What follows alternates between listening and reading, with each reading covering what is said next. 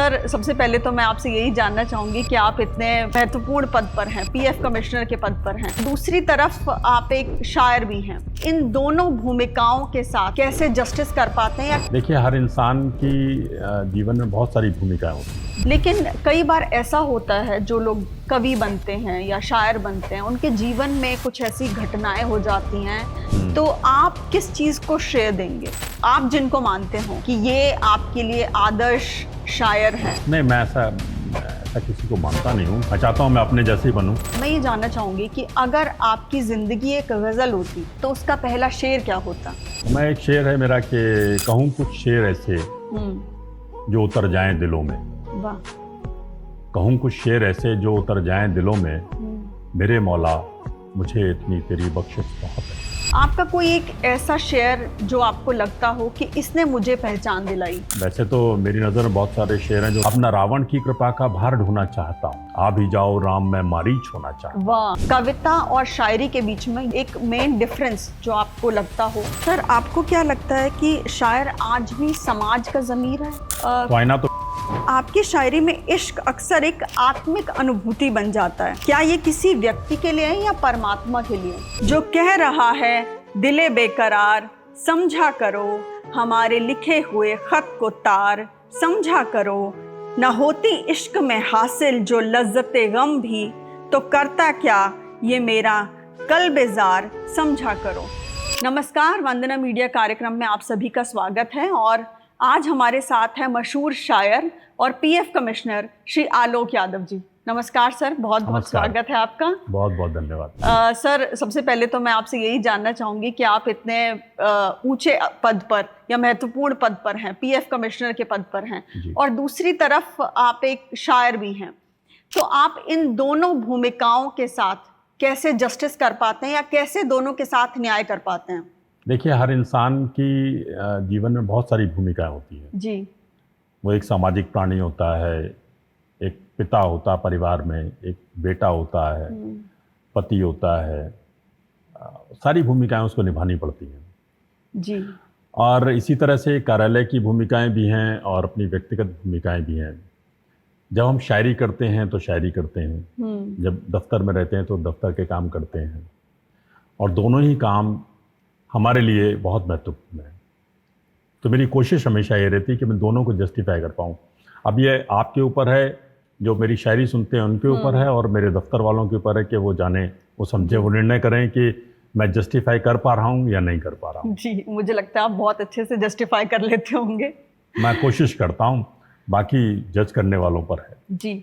अक्सर ये देखा जाता है कि जब भी हमें कुछ क्रिएटिव काम करना होता है, जब भी हमें कोई गज़ल लिखनी होती है, कोई शायरी लिखनी होती है, या जब भी कोई भी किसी के अंदर जब कोई आर्टिस्ट जन्म लेता है, तो उसको एक अपना पर्सनल स्पेस चाहिए होता है। बिल्कुल। एक ज़्यादातर जो कवि हैं या जो शायर हैं, उनका ये कहना है कि वो कुछ दिनों के लिए उस ज़िंदगी से कट के तब वो कुछ अच्छा लिख पाते हैं, वरना तो खाना पूर्ति होती रहती है। क्या आप इससे इत्तेफाक रखते हैं? बिल्कुल इत्तेफाक रखता हूँ। अब बात यह है कि अगर आपको एक उपन्यास लिखना है तो उपन्यास लिखने के लिए आपको एक लंबा स्पेस चाहिए जी। टाइम के हिसाब से भी, और आपको जगह चाहिए, अलग बिल्कुल चाहिए।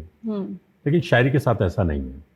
शायरी एक ऐसी सिन्फ है, एक ऐसी विधा है जिसमें कि आपको ये सुविधा है कि आप एक शेर एक बार में कहें, दूसरा शेर दूसरी बार में कहें, और वो शेर दोनों अलग अलग विषयों पे हो सकते हैं। और इसीलिए शायद मैंने ये शायरी की सिन्फ चुनी है, क्योंकि मेरे पास इतना वक्त नहीं होता और एक साथ बैठ के लिखने का टाइम नहीं होता कि मैं लंबी कहानी लिखूं, या इसलिए मैंने मतलब इस तरह से चुना हुआ है कि कभी भी कहीं भी कुछ भी लिख देता हूं मैं। जैसे कि एक फाइल करते हुए भी मुझे ख्याल आता है, एक शेर जन्म लेता है और उस शेर को मैं अपनी नोटबुक में लिख लेता हूँ, और फिर उसके बाद उस पर एक गज़ल होती है, वो धीरे धीरे होती है, एक लंबे समय में होती है। नॉर्मली मेरी एक गज़ल जो है वो 2-3 महीने में पूरी होती है। तो कम लिखता हूँ और कोशिश करता हूँ कि अच्छा लिखूँ। कम लिखते हैं लेकिन अच्छा लिखते हैं। अच्छा लिखने की कोशिश करता हूँ। जी।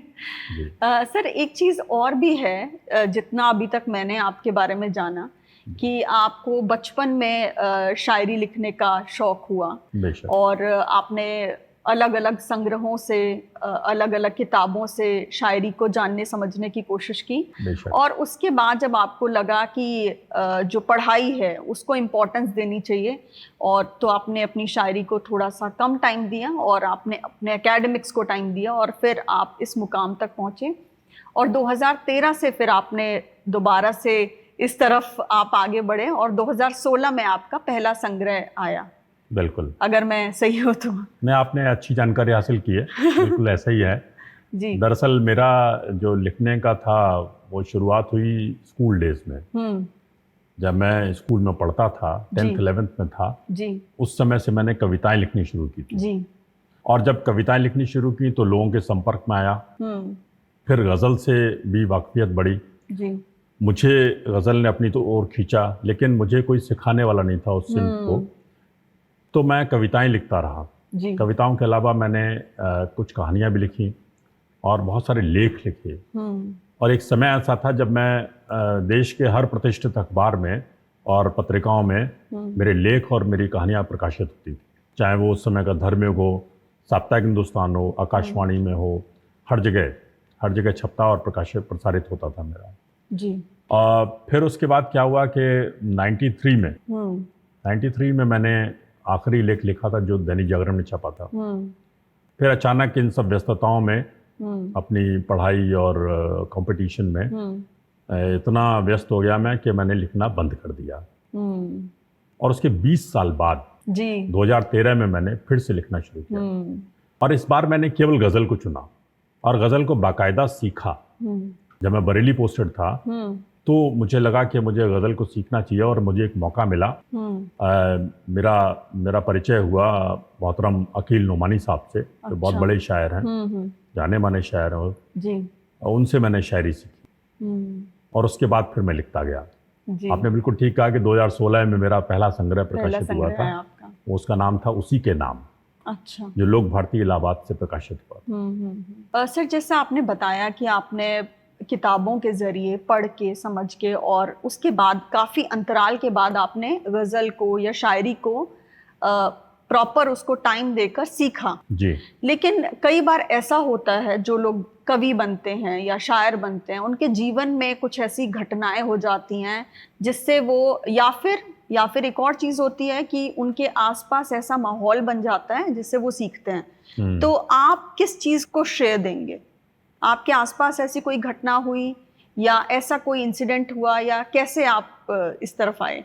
देखिए, मेरा बैकग्राउंड अगर आप देखें तो मेरे घर में कोई भी शायर, कोई भी कवि, कोई भी कहानीकार, लेखक नहीं था। हाँ, हमारे यहाँ पढ़ने का बहुत शौक था। हमारे पिताजी अच्छी पत्रिकाएं मंगाते थे, मैं उनको पढ़ता था। हमारे घर में पढ़ने का माहौल था। जहाँ तक घटना की बात है तो ऐसी कोई घटना नहीं थी। सिर्फ एक ये होता है कि लोगों को देखकर कुछ एहसास ऐसे जगते हैं, किसी का दर्द देख के, किसी की खुशी देख के, और उसको देखने के बाद जब हम महसूस करते हैं और उसको अपने अंदर अनुभव करते हैं, तब शायरी या कविता जन्म लेती। जी। तो बस ऐसे ही लिखना शुरू हुआ। और मैं समझता हूँ कि जो ख़ास तौर से जो कविता है, शायरी है, वो ईश्वर की देन है। जी, मुझे भी यही और उसकी कृपा के बिना संभव नहीं है। हाँ, कई बार ऐसा होता है कि हम किसी को पढ़ते या गज़ल गाते हुए देख लेते हैं और हमें बहुत दिल को छू जाता है, जैसे मैं अपना ही बताऊं, लेकिन अगर हम लिखना चाहें तो वैसा नहीं लिख पाएंगे जैसा वो लिख पा रहे हैं, या उस कदम को हम आगे नहीं बढ़ा पाएंगे। तो सर, एक और चीज़, आपके जो आप जिनको मानते हो कि ये आपके लिए आदर्श शायर हैं, या आपने जिनको देख के कि मुझे ऐसा बनना है, वो आपकी नज़र में कौन होंगे? नहीं, मैं ऐसा किसी को मानता नहीं हूँ कि किसी के जैसा मुझे बनना है। मैं चाहता हूँ मैं अपने जैसे ही बनूँ। जी, बहुत अच्छा है। और हाँ, प्रेरणा जो है, जो मोटिवेशन जो है, वो बहुत बड़े बड़े शायरों से मिली है। और मुझे सबसे ज़्यादा पसंद जो है इस समय के जो शायर हैं, बशीर बद्र साहब। बहुत बढ़िया। और कारण उसका यह है कि वो बहुत ही आसान ज़बान में, आसान लहजे में अपनी बात कहते हैं। जी। तो दिल तक छू जाते हैं, दिल को छू जाते हैं बहुत। हाँ, मैंने जितना आपके बारे में जाना समझा, आपकी शायरी में जो मुझे खासियत लगी वो ये लगी कि आपने आसान शब्दों का चयन किया। आपने बहुत भारी भरकम शब्दों का चयन ना करके आसान भाषा में जो आप बात कहना चाह रहे हैं या जो संदेश आप देना चाह रहे हैं वो आसानी से दिल तक पहुंच जाता है। इसलिए हम मतलब जितने लोग भी सुनते होंगे उनको लगता होगा कि ये हमारे लिए है या हम आगे कहीं कन्वे कर सकते हैं। तो सर एक और चीज़ कि शायरी में और कविता लिखने के बीच में जो आपको एक फ़र्क समझ में आता हो, क्योंकि शायर बनना मुझे लगता है कि थोड़ा ज़्यादा मुश्किल, क्योंकि उर्दू की काफ़ी अच्छी समझ होनी चाहिए उसके लिए, और कविताओं में अगर हिंदी का ज़्यादा प्रयोग होता है तो आप किसको ज़्यादा तवज्जो देंगे? जैसे मुझे पता है कि आपकी उर्दू भी काफ़ी अच्छी है, तो आप शायर कैसे बने? मैंने पहले ही कहा कि मुझे शायरी की तरफ मेरा रुझान था और उर्दू की तरफ भी बहुत था। मैंने बहुत सारी गज़लें और गीत और सब सुन के जो उर्दू सीखी, पहले तो वैसे ही उर्दू सीखी, फिर मैं जब इलाहाबाद यूनिवर्सिटी में पढ़ता था उस समय मैंने बाकायदा एक कोर्स किया। अच्छा। वो एक सर्टिफिकेट कोर्स था इलाहाबाद यूनिवर्सिटी का, वो मैंने पास किया, उसके एग्ज़ाम पास किया। और 2013 में जब मैंने दोबारा लिखना शुरू किया तो मैंने एक उस्ताद रखे, एक रिसर्च स्कॉलर थे वहाँ बरेली कॉलेज में उर्दू के, अनवर साहब, वो आते थे मुझे पढ़ाने के लिए, तो मैंने बाकायदा उर्दू सीखी। जी, तो हम ये कह सकते हैं कि आपने एक फॉर्मल एजुकेशन भी ली है उर्दू को समझने के लिए। हाँ बिल्कुल जी। तो ये एक पैमाना हो सकता है या ये एक एडवांटेज हो सकता है जिसकी तरफ आप एक मतलब मशहूर शायर बन पाए, क्योंकि जिस तरह आप इतने कम टाइम में, मतलब अगर देखा जाए तो 2016 में आपका कविता संग्रह आया, उसके बाद से आप साहित्य आज तक पर और अलग अलग बड़े बड़े मंचों पर आज की डेट में आप दिखाई दे रहे हैं, तो मुझे लगता है कि ये एक कारण हो सकता है। इसके अलावा सर मैं ये जानना चाहूँगी कि अगर आपकी ज़िंदगी एक गज़ल होती तो उसका पहला शेर क्या होता? अच्छा सवाल है। मैं एक शेर पढ़ना चाहूँगा। जी बिल्कुल। तो मैं एक शेर है मेरा कि कहूँ कुछ शेर ऐसे जो उतर जाएं दिलों में। वाह। कहूँ कुछ शेर ऐसे जो उतर जाएं दिलों में, मेरे मौला मुझे इतनी तेरी बख्शिश बहुत है। बहुत बहुत बढ़िया। कहूँ कुछ शेर ऐसे जो उतर जाएं दिलों में, मेरे मौला मुझे इतनी तेरी बख्शिश बहुत है। तो मैं ऊपर वाले से इतना ही मांगता हूँ कि कुछ ऐसे शेर हो जाएं जो लोगों के दिलों में बस जाएं और वो लंबे समय तक बसे रहें। बशीर बद्र साहब कहते हैं कि एक अच्छे शेर की पहचान जो है वो 50 साल बाद होती है। हाँ बिल्कुल सही। अगर वो 50 साल तक जिंदा है तब वो शेर है। जी, आपका कोई एक ऐसा शेर जो आपको लगता हो कि इसने मुझे पहचान दिलाई? जी, वैसे तो मेरी नज़र में बहुत सारे शेर हैं जो लोगों को पसंद है, लेकिन कादम्बनी में मेरी 2 गज़ल छपी थी जी, और वो दोनों गज़ल बहुत पसंद की गई। एक गज़ल का पहला शेर है कि अब न रावण की कृपा का भार ढोना चाहता हूँ, अब न रावण की कृपा का भार ढोना चाहता हूँ, आ भी जाओ राम मैं मारीच होना चाहता हूँ। वाह, ये मैंने सुना है, काफ़ी पॉपुलर हुआ है। ये शेर है जो लोगों को बहुत पसंद आता है। जी, मैंने सुना ये जी। और आपको क्या लगता है कि आपकी अभी तक भविष्य की और क्या योजनाएं हैं? आप किस तरफ काम करना चाह रहे हैं? वैसे तो मैं बहुत ज़्यादा योजनाएं बनाता नहीं हूँ, क्योंकि मेरा मानना है कि योजनाएं, मैंने अपने जीवन से देखा है कि योजनाएं अक्सर फेल हो जाती हैं। ऊपर वाले ने कुछ और लिख रखा है, हाँ। हम कुछ और कोशिश करते हैं। फिर भी मैं चाहता हूँ कि मैं शायरी के साथ साथ कुछ कहानियाँ लिखूँ।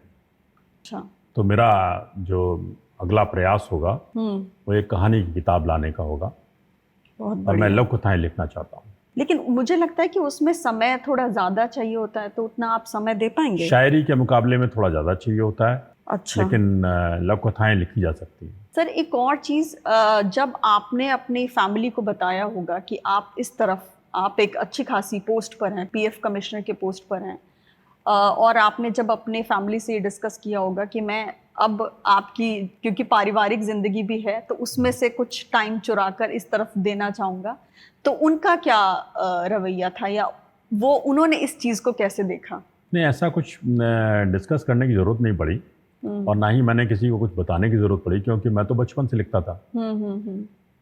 तो मेरे माँ बाप को पता था। मैं उस समय आकाशवाणी में, लखनऊ में जब पढ़ता था, उस समय आकाशवाणी मेरा प्रोग्राम आता तो हमारे जो होम डिस्ट्रिक्ट है, हमारा घर जो है फर्रुखाबाद में, वहाँ वो सुना जाता था प्रोग्राम जी। तो हमारे घर में सब लोग जानते थे। शादी के बाद हमारी पत्नी को भी पता था कि मैं लिखता हूँ, और उनको ये भी पता था कि लिखने के लिए, हालांकि उनको कभी कभी लगता था कि मैं हमेशा जो है वो कुछ पढ़ता रहता हूँ या कुछ लिखता रहता हूँ, तो शायद उनको थोड़ी तकलीफ तो थी। अक्सर, लेकिन उन्होंने एडजस्ट किया। हाँ, अक्सर पत्नियों को थोड़ा समय ज़्यादा चाहिए होता है, हाँ। है ना, तो उस तरफ तो ये बहुत अच्छा है। और एक और चीज़ सर, हम लोग कॉलेज में जब पढ़ाते हैं जी। और जब हम अलग अलग विषयों पर जो स्टूडेंट होते हैं उनसे बात करते हैं, तो जो आजकल की यंग जनरेशन है वो ना उसे हिंदी आती है ना इंग्लिश समझ में आती है। अगर हम किसी विषय पर कुछ बात करने लगे कि जनमानस को ये चीज़ पसंद है या कुछ ऐसा, तो कहेंगे कि हमें क्या होता है? नहीं, वो उन्हें समझ में ही नहीं आती हिंदी। हाँ। और अगर आप कोई टॉपिक दे दें और कहें कि आपको इस पर एक पैराग्राफ लिखना है, तो वो एक अलग ही भाषा, मतलब इंग्लिश हिंदी वाला जो होता है उस तरीके से लिखते हैं। तो आपको क्या लगता है कि आप जैसे शायर जो इतना अच्छा लिख रहे हैं, आप कैसे उन तक इजीली पहुंच पाएंगे कि वो शायरी को समझ पाएं? हाँ, एक मुश्किल काम तो है कि आज के दौर में लेकिन मैंने ये देखा है कि जब मैं पढ़ता हूँ तो बहुत सारे जो यूथ है, यूथ को बहुत पसंद आता है। हाँ। आसान जबान में कही हुई बात उनको समझ में आती है। दूसरी बात ये कि मैं ये भी देख रहा हूँ कि नई जनरेशन जो है बहुत अच्छा लिख भी रही है। हाँ, ये बहुत भी शानदार है। लिख रहे हैं और अच्छी जबान में लिख रहे हैं। जी। और मैं आपकी इस बात से बहुत ज़्यादा इत्तेफाक इसलिए नहीं रखता हूँ कि हर समय में, हर काल में ऐसे लोग रहे हैं जो बहुत अच्छी ज़बान बोलते और लिखते रहे हैं, और बहुत से ऐसे लोग रहे हैं जिनको दोनों में से ना हिंदी अच्छी आती ना इंग्लिश अच्छी आती है। ऐसे लोग हमेशा रहेंगे। हाँ, मुझे भी लगता है कि एक तबका है, जैसे हम साहित्य आज तक में जाते हैं या अलग अलग मंचों पर, तो एक जनरेशन है जो बहुत अच्छा सुन रही है, बहुत अच्छा लिख भी रही है, बिल्कुल। और एक और जनरेशन है जो उस तरफ जाना ही नहीं चाहती है। इसके बाद सर आप ये बताना चाहेंगे कि जो कविता है, कविता की जो राइटिंग है और जो शायरी है, उसके बीच में कुछ एक मेन डिफरेंस जो आपको लगता हो कि कविता और शायरी के बीच में ये एक अंतर है? देखिए, कविता जब आप छंद मुक्त कविता लिखते हैं तो वो बिल्कुल अलग हो जाती है। उसमें कोई बंधन नहीं है, उसमें विचार प्रधान है और भाषा प्रधान है, छंद का बंधन नहीं है। तो आपको आज़ादी है और आप अपने भावों को बहुत अच्छी तरह से व्यक्त कर सकते हैं। जिन लोगों को छंद नहीं आता, जिन लोगों को शायरी की बहर नहीं आती, वो उस तरफ लिखते हैं। लेकिन कविता का एक दूसरा रूप भी है, वो गीत है, जो छंदबद्ध कविता होती है, वो भी है। तो छंदबद्ध कविता में बंधन है और उसको बाकायदा सीखना पड़ता है जी, और उसके बाद लिखना पड़ता है। सर, आपको क्या लगता है कि शायर आज भी समाज का ज़मीर है? आपको ऐसा लगता है? समाज का ज़मीर किस सेंस में कह रहे हैं? हम समाज का आईना कह सकते हैं, आईना तो बिल्कुल कह सकते हैं कि जो भी समाज में बिल्कुल समाज में जो घटता है, जो शायर देखता है और शायर जो उसको महसूस करता है, वो उसको अपनी ज़बान में कहता है। तो आईना तो बेशक है, आईना है, बिल्कुल ठीक है। सर, कोई एक ऐसा शेर या कोई गजल जो किसी और ने पढ़ी हो और आप उसको सुनकर भावुक हो गए हो? ऐसी बहुत सारे जैसे मैंने YouTube पर भी देखा, आपकी काफी गजलें जो हैं वो कई और सिंगर्स ने उनको गाया है और वो काफी पॉपुलर हुई हैं। तो ऐसी कोई गजल जो आपको लगा हो कि ये मेरी रचना है लेकिन इसने उनको बेहतर तरीके से पेश किया है? हाँ, एक मोहम्मद हुसैन साहब ने जो मेरी गज़ल गाई है पिता पर, वो मुझे ही नहीं सबको पसंद आई और सबको भावुक करती है। मैंने भी सुनी, वो काफ़ी अच्छी, उन्होंने उनका जो अंदाज़े बयां है वो काफ़ी अच्छा है। एक और सर मैं आपसे पूछना चाहूँगी, आपकी शायरी में इश्क अक्सर एक आत्मिक अनुभूति बन जाता है जी, क्या ये किसी व्यक्ति के लिए है या परमात्मा के लिए? देखिए, शायरी में इश्क अगर लिखा जाए तो अच्छा तो वही होता है जो व्यक्ति के लिए होते हुए भी परमात्मा का हो जाए। वाह, बहुत बढ़िया। आपको दोनों तरह से लगे हाँ। कि किसी व्यक्ति के प्रति है, लेकिन जब आप सोचें तो आपको लगे कि हाँ ईश्वर के प्रति भी है। बहुत बढ़िया सर। एक और चीज जो मैं आपसे पूछना चाहूंगी कि जैसे आप पीएफ कमिश्नर के पद पर हैं जी। और आपसे जब निजी तौर पर चर्चा हो रही थी तो आप अपने कर्मचारियों के लिए या जितने भी लोग आपके अंडर काम करते होंगे उनके लिए भी आप काफी काम करते हैं, काफी वर्कशॉप वगैरह आप जो बात हुई थी उसमें कराते रहते हैं। तो आपको क्या लगता है, क्योंकि आप एक शायर हैं, इस वजह से ऐसा हो पाता है या फिर आप पहले से एक अच्छे इंसानी तौर पर आप ये सब कर रहे हैं? पता नहीं मुझे, ये क्योंकि तो मेरा कवि या शायर थोड़ा संवेदनशील होता है, वो हर किसी के प्रति जो एक आत्मीयता रखता है, जिस तरीके से सभी के प्रति प्रेम रखता है, इस वजह से मुझे लगता है कि वो अपने काम के प्रति भी जस्टिस कर पाता होगा। बिल्कुल, एक संवेदनशील इंसान जो है जब अफसर की कुर्सी बैठता है तो उसका व्यवहार कुछ अलग होता है। जब मैं किसी को देखता हूँ, कोई व्यक्ति आया मेरे ऑफिस में और किसी काम से आया, परेशान है, तो मैं उसकी पीड़ा को महसूस करता हूँ जी, और फिर उसका काम बहुत आसानी से, बहुत अच्छे तरीके से हो जाता है जी। लेकिन और इसी तरह सबऑर्डिनेट जो है, हमारे जो साथ काम करने वाले सहकर्मी मेरे जो हैं, उनके प्रति भी मेरे अंदर एक हमेशा से रहा है, संवेदनशील रहा हूँ मैं। उनको एक परिवार की तरह लेके चलता हूँ। मेरी कोशिश हमेशा यही होती है कि मैं उनके प्रति संवेदनशील रहूँ और उनकी समस्याओं को समझूँ और उनके विकास के लिए उनकी उसमें काम करूँ जी। लेकिन सर, जिस पोस्ट पर आप हैं, कई बार आपको कुछ ऐसे स्ट्रिक्ट एक्शन लेने पड़ते होंगे, तो ऐसे में किस तरीके से आप उस सिचुएशन को डील करते हैं? हाँ, ये बिल्कुल बिल्कुल सही बात है, क्योंकि जो शासन है वो दंड से भी चलता है। बिल्कुल, बिना दंड के शासन संभव नहीं है। तो कुछ मामलों में ऐसा भी होता है कि स्ट्रिक्ट एक्शन लेना पड़ता है। तो ऐसे केस में फिर आप अपने अंदर के शायर को कहते होंगे कि आप थोड़ी देर साइड में बैठ जाइए, मुझे एक प्रशासक की भूमिका निभानी है। बिल्कुल सही कहा आपने। बिल्कुल यही होता है कि मुझे अपनी संवेदनशीलता को थोड़ी देर के लिए पीछे रखना पड़ता है, वरना मैं काम नहीं कर सकता। सर, मैंने एक गजल आपकी सुनी, जो चाय पर आपने बहुत अच्छी गजल लिखी है, तो आप उसको सुनाना चाहेंगे? चाय पर एक शेर है वो जी। अच्छा सर। हाँ, और वो शेर यूं है कि डाली है उसने कप में मेरे चाय ज्यादा। वाह।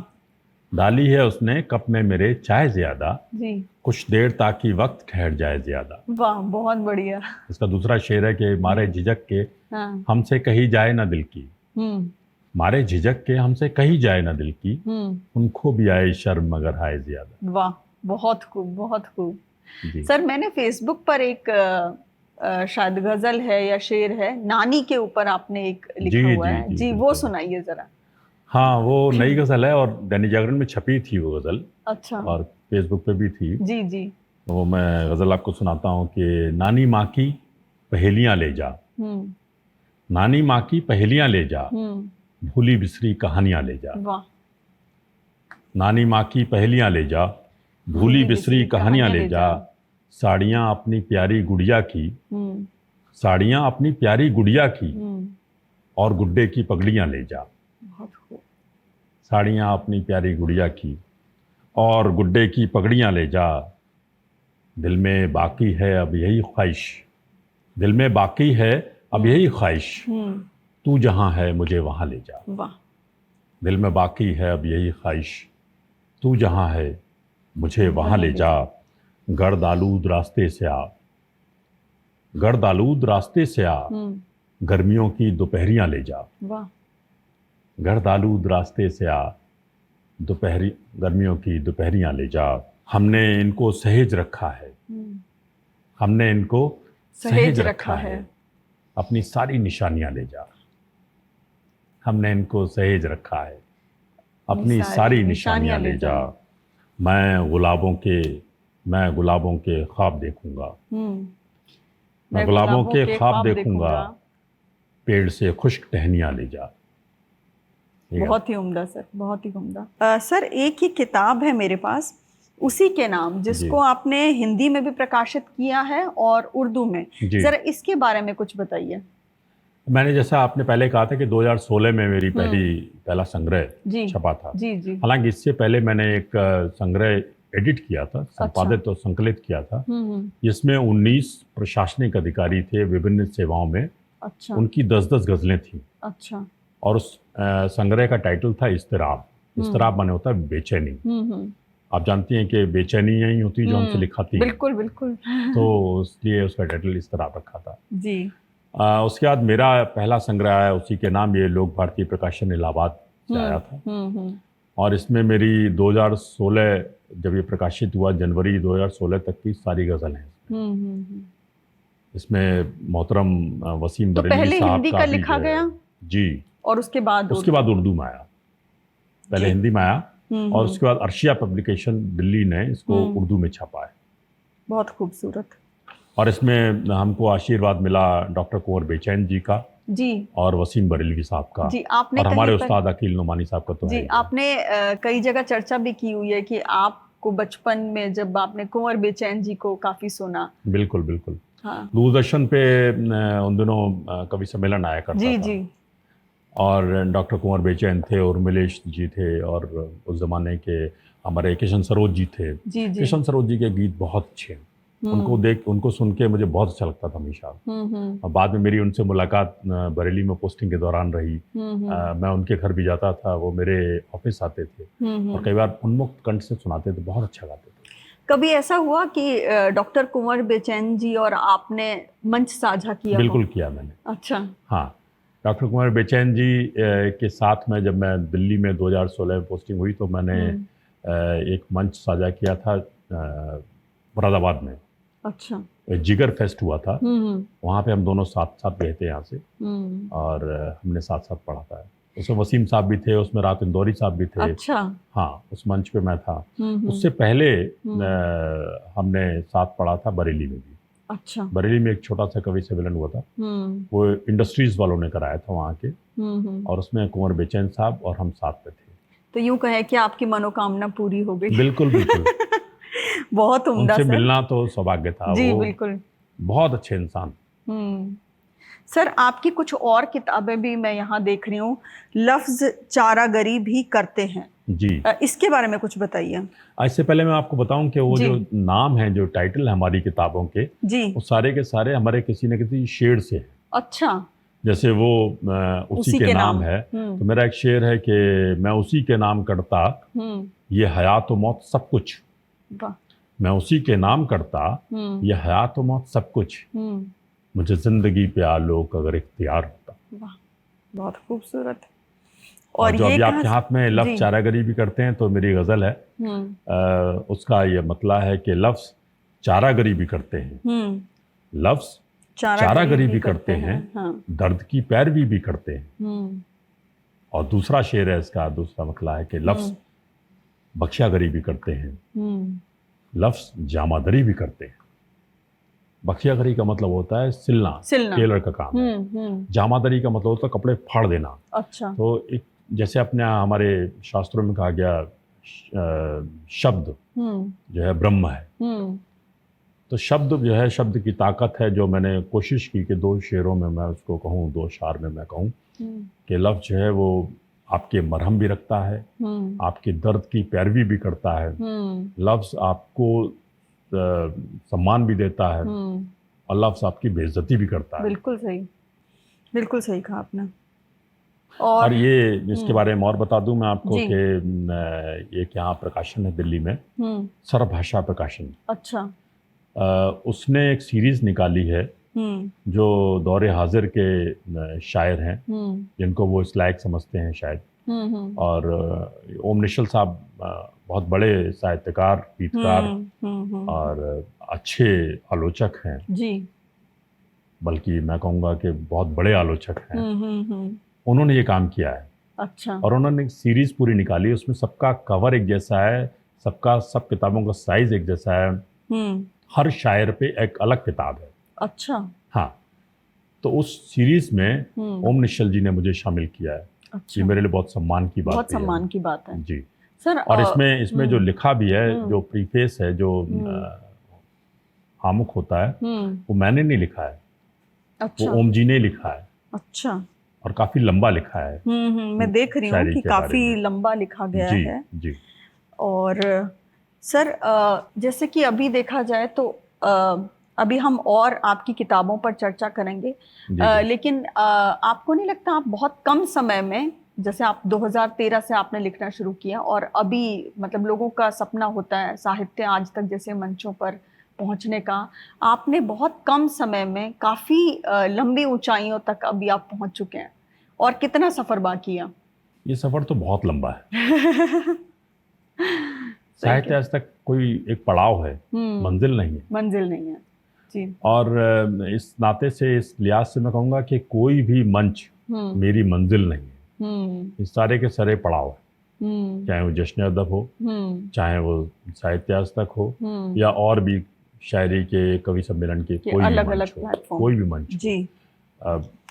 चाहे वो जश्न रेख्ता में मैं चला जाऊं, अभी तक नहीं गया हूं, हाँ। लेकिन अगर जाता हूं तो मुझे खुशी होगी, लेकिन वो मंजिल नहीं है मेरी, सिर्फ पड़ाव है। जी सर, अच्छा ये तो वही है। ये अगली मैं किताब देख रही हूँ, कलम जिंदा रहेगा जी, ये इसके बारे में कुछ बताइए। ये कलम जिंदा रहेगा भी मेरे एक शेर से है, उसी से निकली है जी। वो शेर यूं है, मतला यूं है कि नई नस्लों के हाथों में भी ताबिंदा रहेगा। ताबिंदा मतलब चमकदार। नई नस्लों के हाथों में भी ताबिंदा रहेगा, मैं मिल जाऊंगा मिट्टी में, कलम जिंदा रहेगा। वाह। तो वहाँ से ये टाइटल लिया गया है, और ये 2021 में 2022 में ये संग्रह आया था मेरा, और ये संग्रह जो है प्रकाशित किया था भारतीय ज्ञानपीठ ने। जी। अभी तक आपकी हम सभी किताबों पर चर्चा कर चुके हैं। आप कुछ ऐसी गजल जो आपको लगता हो कि आपके दिल के बहुत करीब है, वो आप हमारे दर्शकों को कुछ सुनाना चाहें? जरूर। मैंने आपको बताया था कि कादम्बिनी में मेरी गजल छपी, 2 गजल छपी थी एक साथ, और दोनों ही बहुत पसंद की गई जी। उन दोनों गजलों को मैं सुनाता भी हूँ, जिसका एक पहला शेर मैंने आपको सुनाया कि अब न रावण की कृपा का भार ढोना चाहता हूँ, आ भी जाओ राम, मैं मारीच होना चाहता हूँ, थक चुका हूँ और कब तक ये दुआ करता रहूं मैं, एक कांधा करता मौला की रोना चाहता हूँ। वाह। जिनके हाथों में किताबों की जगह औजार देखे, जिनके हाथों में किताबों की जगह औजार देखे, उनकी आंखों में कोई सपना सलूना चाहता हूँ।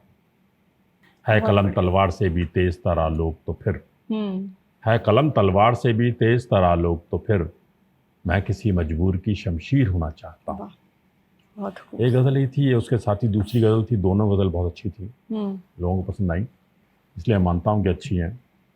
दूसरी गजल है कि मौन के ये आवरण मुझको बचा ले जाएंगे, मौन के ये आवरण मुझको बचा ले जाएंगे, वरना बातों के कई मतलब निकाले जाएंगे। राजनीतिक व्याकरण तुम सीख लो पहले जरा, राजनीतिक व्याकरण तुम सीख लो पहले जरा, वरना फिर अखबार में फिक्रे उछाले जाएंगे। ये मैंने देखा फेसबुक पर भी आपकी गजल काफी पॉपुलर हुई। बहुत जी। राजनीतिक व्याकरण तुम सीख लो पहले जरा, वरना फिर अखबार में फिक्रे उछाले जाएंगे।